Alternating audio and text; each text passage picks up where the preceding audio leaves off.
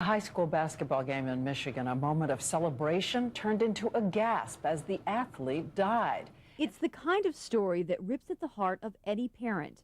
In March, 16-year-old Wes Leonard from Michigan, the picture of health, collapsed and died after making the game-winning shot. Just tearing me up. 2 weeks later, 2 more teens die, one in Florida, another in Colorado. The cause, sudden cardiac arrest. But could these kids have been saved?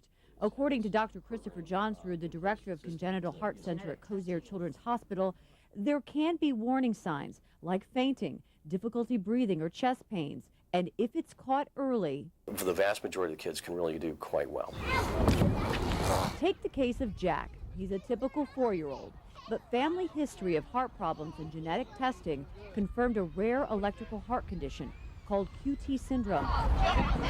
Intense physical activity like competitive sports could be the trigger to electrically short-circuit his heart, causing fainting, seizures, or even death.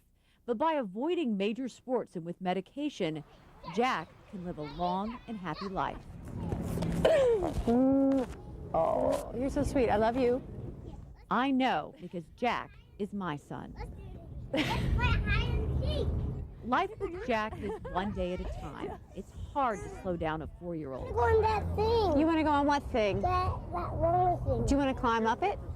Okay. Climb up it. Come on. Can I have a hug first? Yeah. Oh. Don't kiss me. Don't kiss you. I'm not allowed to kiss you? He can run and play, but is advised not to play competitive football, basketball, track, or swimming. But I'm lucky. He's alive. There was no indication. Dawn McNew of Crestwood will never forget the fear she felt on September 15, 2009, when her then 14-year-old son, Sean, went into cardiac arrest after doing push-ups at South Oldham High School. As a nurse, I kept thinking, he's going to be dead by the time we get there. But Sean survived. He was diagnosed with yet another type of electrical heart problem and had a tiny defibrillator implanted. Sean's parents believe he got a second chance because the school had an AED, or an automatic external defibrillator. Shock will be delivered in 3, 2, 1. Shock delivered. It gives an electrical shock to the heart to restore the patient's heart rhythm. According to Parent Heart Watch, a children's health advocacy group, 70% of all sudden cardiac arrest victims are saved when a defibrillator is used immediately. It's a real blessing that it happened where it did at the school. They had the equipment to take care of them. But South Oldham is the exception. Officials purchase AEDs on their own here.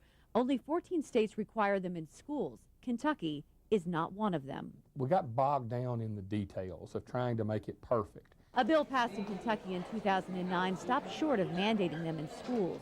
Julian Tackett, the director of the Kentucky High School Athletic Association, explains the bill does require coaches to get CPR training and know how to use an AED if it's available.